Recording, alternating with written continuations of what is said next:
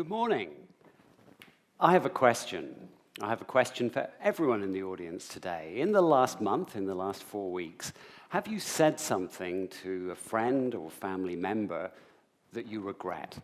Put your hands up if you have.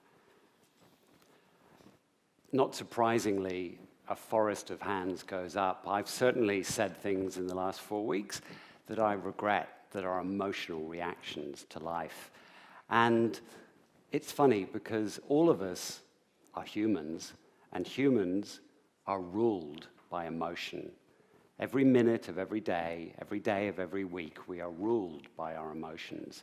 And sometimes that's wonderful, but sometimes there is a dark side to that. 80% of all of our decisions are made by an emotional reaction. And sometimes we make bad decisions, emotional reactions, and we don't necessarily think things through. In politics, who we vote for, in our courts of justice, our judges, our juries, they all make emotional reactions on occasions, decisions we make about the environment. We're not always that good at decision-making. And in fact, whole industries have been built upon the fact that we are ruled by emotion. Why else would you spend $5,000 on a Gucci handbag if emotion didn't dominate our decision-making? It doesn't make a lot of sense. But emotion rules humans. And although we know this, we are strangely in denial. We're in denial about understanding our own emotions, where we are emotionally at any moment in time. And worse still, we're in denial about recognizing the emotions in the colleagues that we work with every day, our friends and our family, how they're feeling. We're very average at picking other people's emotions. Some wonderful research from Berkeley University in the US sadly identified that when we're looking at a human face, only 50% of us can recognize sadness on the face of another human being. That's not great. And modern life, with all its riches, has strangely detached us from our emotions, has made us less in contact with how we feel and how other people feel. Digital media, the wonderful experiences that we have every day on our many screens and on the many platforms we engage in, has actually impaired our ability to read the emotions of others. UCLA in the US did some very interesting research. They took 2 groups of young people. Group 1 were pretty standard users of digital and social media, and they continued to perform their normal days of looking at multi-screens and looking at social media. The other group went for a day on digital detox. They stopped looking at screens, and they stopped playing with social media. And this second group were significantly better at picking the emotional states of other people in the real world when presented with different faces and different people with different levels of emotion. So there does appear to be a correlation between our screen time and our ability to pick other people's emotions. And this extends into our world of social media, and I love social media. I spend a lot of time on Instagram. And I've recently started using a screen time app. How many people use a screen time app here in order to really understand how much time they're spending on social media? Okay, well, quite a few people. And there's a screen time app called Moment, and Moment asks people, after they've spent time on a social platform, how they're feeling. What emotion are they experiencing? And they asked 1 million of their users how people felt after using Instagram. And interestingly, 63% of people felt miserable after spending time on Instagram. 37% felt happiness. But there is a direct correlation between that emotional state and how much time they spent on Instagram. The people who skewed miserable typically had spent 1 hour per day on the app. The people who skewed happy had only spent half a day or half an hour on the app each day. And that's sort of sad that the thing that we enjoy doing most is actually playing with our emotions, playing with our anxiety. And the US military recognizes this.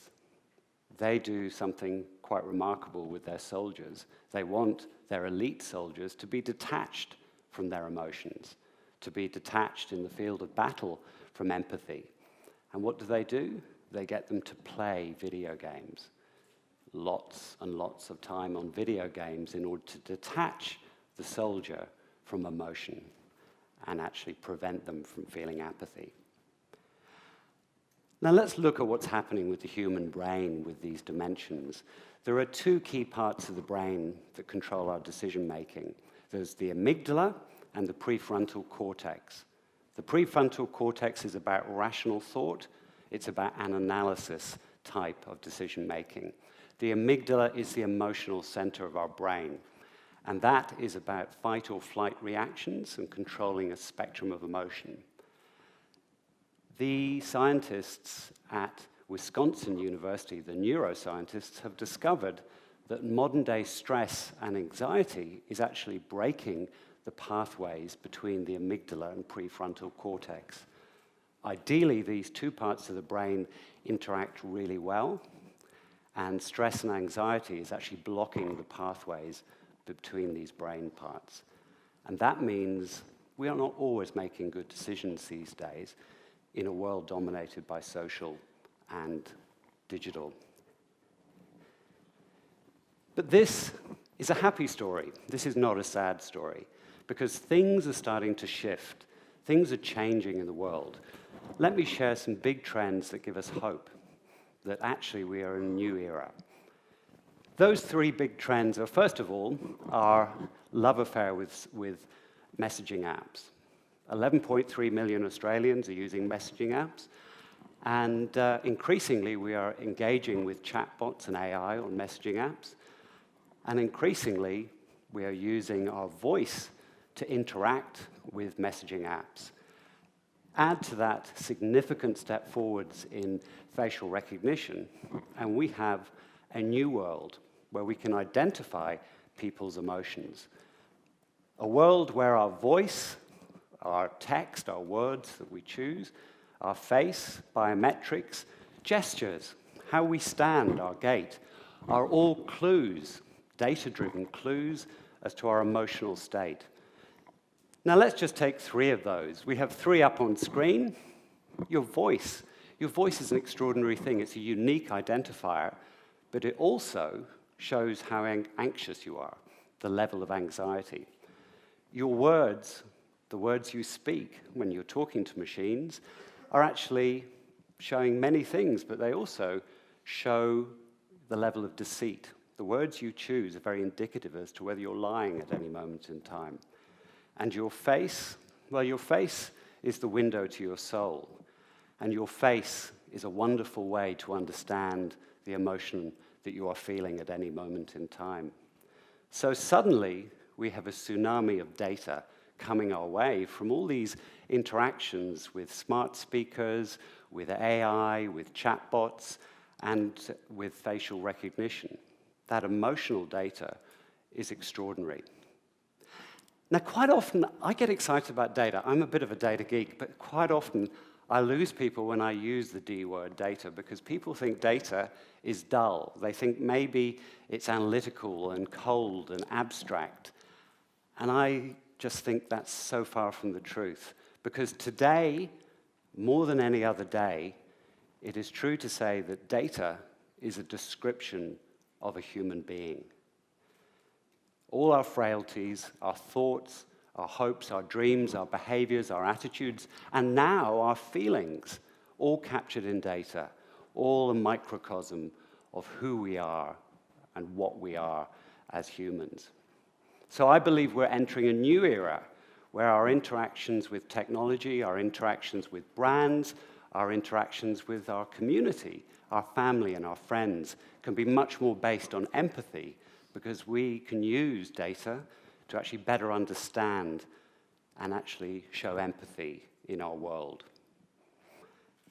So let's have a look at that in a bit more detail. Let's look at the face, a wonderful thing. And facial micro-expressions are the true source of emotional data about your emotional well-being.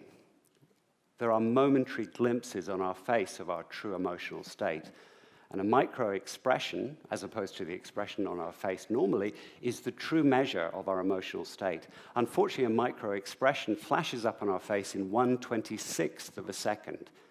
And that means that most people find it really hard to pick the kind of emotions you see up on screen.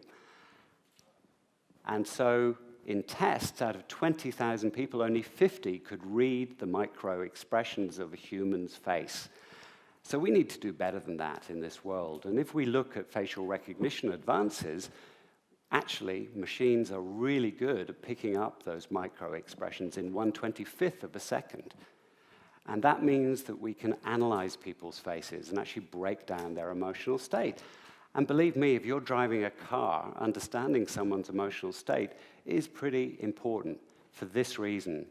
In the coming 24 hours around the world, 3,400 people will die in car accidents.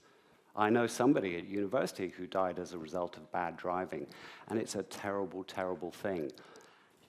And by having cars and experiences in the car that actually allow us to be aware of our emotional state, if we're happy or tired or anxious or distracted, we have a chance of saving lives. And that's why new cars coming our way, like the Honda New V, are equipped with emotional artificial intelligence that will actually feed back to us our emotional state while we're driving, but also adapt the driving style of the car to minimize the chance of accident.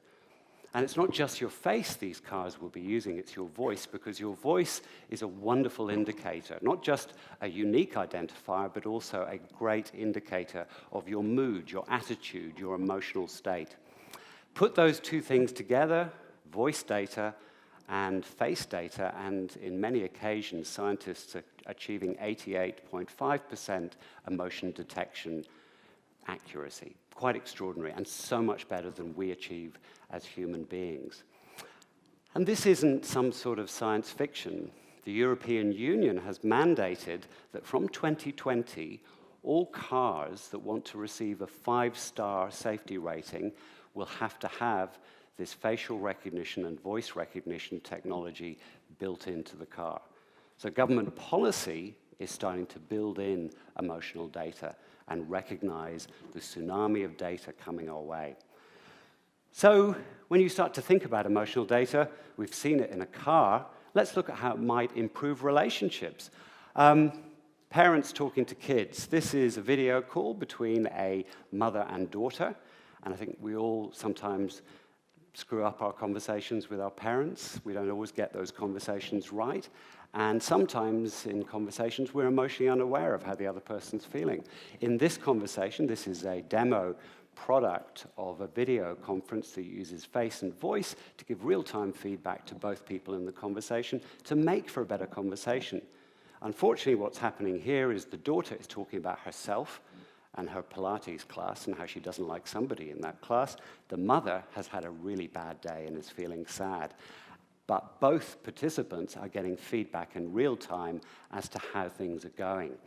And in this case, the emotional AI is actually giving the daughter a simple warning. Stop talking about yourself so much. Because your mother is actually is showing a lot of signs of sadness and has had a bad day, and it's time to be empathetic. Another topic close to my heart, I have a number of friends who suffer from various forms of mental illness, depression, anxiety, and sadly, 45% of us will suffer some form of mental illness in our lives around the world. That's a lot of people. And half of those people will go undiagnosed in their life, and that severely affects the quality of their life and the quality of the life of the people around them. And that's not good. And the exciting thing about the advent of an era of empathy, where we're much more aware of emotion through highlighting emotional data, means that we can actually diagnose and intervene much earlier by making people aware of their emotional state. Some really interesting new experimental technologies are coming along. One of the early ones is the Feel app, and the Feel app is a wearable. It's a bracelet that uses your biometric data and a range of other data to identify your emotional state every moment of every day and tracks that through your week, through the months, through the years. So first of all, you're much more aware of your highs and lows of emotional state and whether you actually have a tendency towards maybe anxiety or depression. And the great thing about this is you can start to understand your own emotions by tracking the data, and you can share that with your doctor to really understand your own level of mental health, and so that you can intervene. You can actually be aware that you've got a problem and actually take a positive step forward to deal with it. So I believe this is just the first moment of a very exciting new era, the very first moment of a world where we solve some of the bigger problems, some of the really human problems, by using emotional data. But that is not just for the scientists. That is for everyone in this room. As you go out into the world to build businesses, to work in companies, to solve problems, think about empathy. Think about emotional data and how that can make us all happier humans. Thank you.